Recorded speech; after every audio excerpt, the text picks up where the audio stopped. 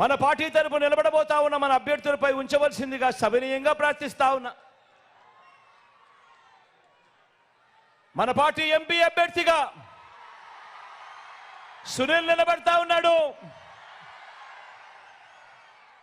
మంచివాడు, సౌమ్యుడు, మంచి చేస్తాడన్న నమ్మకం, విశ్వాసం నాకున్నాయి. నాకు మంచి స్నేహితుడు కూడా. మీ చల్లని దీవెనలు, ఆశీస్సులు సునీల్పై ఉంచవలసిందిగా మీ అందరితో కూడా ప్రార్థిస్తా ఉన్నా.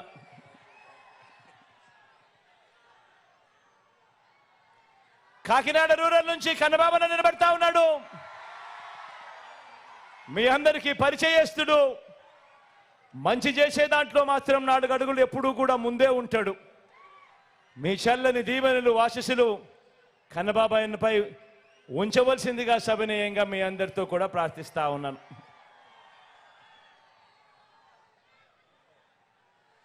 కాకినాడ నుంచి చంద్ర నిలబడతా ఉన్నాడు.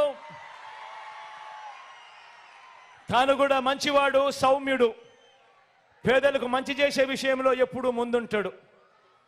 మీ చల్లని దీవెనలు, ఆశీస్సులు చంద్రపై కూడా ఉంచవలసిందిగా సవినయంగా ప్రార్థిస్తా ఉన్నాను.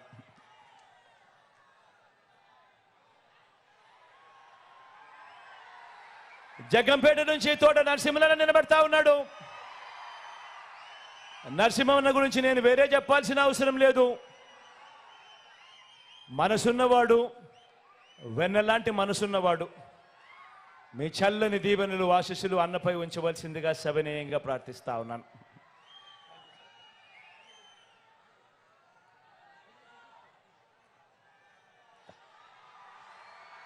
పెద్దాపురం నుంచి దొరబాబు నిలబడతా ఉన్నాడు. యువకుడు, ఉత్సాహవంతుడు, మంచి చేయడానికి అడుగులు వేగంగా ముందుకు వేస్తా ఉన్నాడు. మీ చల్లని దీవెనలు, ఆశీస్సులు దొరబాబుపై ఉంచవలసిందిగా సవినయంగా ప్రార్థిస్తా ఉన్నాను.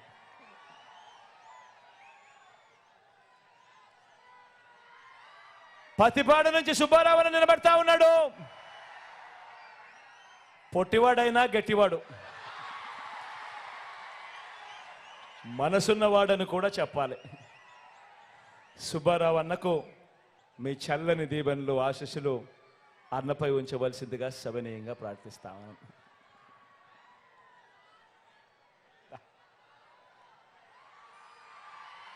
రాజా గురించి నేను చెప్పాల్సిన పని లేదు. తుని నుంచి నిలబెడతా ఉన్నాడు.